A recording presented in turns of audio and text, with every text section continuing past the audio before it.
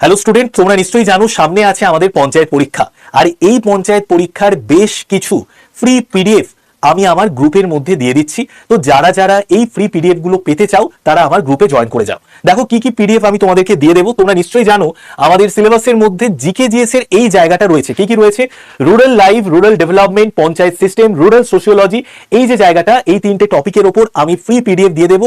এই তিনটে টপিকের ওপর আমি যে পিডিএফ দেবো, তুমি সেই পিডিএফটা যদি ভালো করে পড়ে নাও, ওর বাইরে থেকে কোনো কোশ্চেনই আসবে না। তো তার জন্য তোমাকে কি করতে হবে? তার জন্য এই যে নাম্বারটা আমি লিখে দিয়েছি, এই নাম্বারটাকে সেভ করে নিতে হবে।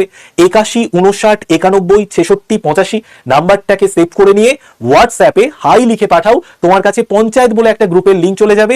ওই গ্রুপে যুক্ত থাকলে তুমি পুরো নোটপত্র পিডিএফ পেয়ে যাবে। ওকে, চলো এইবার যে নোটপত্রটা আমি তোমাদের দেবো সেটা একটু তোমাদের দেখিয়ে দিই। অলরেডি আমি আমার গ্রুপের মধ্যে দিয়েছি, আবার তোমরা গ্রুপে জয়েন হলে তোমরা পেয়ে যাবে। তো দেখো, প্রথমে আমি তোমাদের দেখিয়ে দিচ্ছি, এই হচ্ছে আমাদের, দেখো পঞ্চায়েত নিয়ে আমি যে পিডিএফটা তোমাদের দিয়ে দিয়েছি অলরেডি গ্রুপের মধ্যে, দেখে নাও। পশ্চিমবঙ্গের পঞ্চায়েত ব্যবস্থা, ভারতের গ্রামীণ উন্নয়নের মূল কেন্দ্রবিন্দু হচ্ছে পঞ্চায়েত ব্যবস্থা। পঞ্চায়েত শব্দটি সংস্কৃত পঞ্চ শব্দ থেকে এসেছে। প্রাচীনকালে প্রত্যেকটি গ্রামে 5 জন বুদ্ধিমান ব্যক্তি মিলে স্থানীয় প্রশাসন বা বিচার কার্য চালাতেন।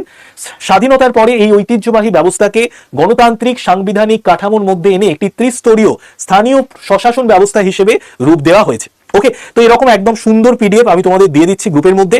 এটার বাইরে আর কোনো কোশ্চেনই আসবে না। এবং তার সঙ্গে সঙ্গে তোমরা একটু যদি দেখে নাও, পশ্চিমবঙ্গের পঞ্চায়েত সম্পর্কিত 100টা প্রশ্নও কিন্তু আমি দিয়ে দিয়েছি, যার মধ্যে দেখো এরকম কিন্তু সব সুন্দর সুন্দর প্রশ্ন উত্তর দেওয়া আছে। ভারতের পঞ্চায়েতি রাজ ব্যবস্থা সাংবিধানিক স্বীকৃতি পায় কততম সংশোধনীর মধ্যে, ঠিক আছে। তারপরে দেখে নাও পশ্চিমবঙ্গের পঞ্চায়েত ব্যবস্থা কতগুলো স্তর বিশিষ্ট, গ্রাম পঞ্চায়েতের প্রধানকে কি বলা হয়, এরকম 100টা কোশ্চেন উত্তর অ্যান্সার ডিটেলসে দেওয়া আছে। ওকে, তো আমি প্রত্যেককে বলবো এই পিডিএফ গুলো সংগ্রহ করে নিতে।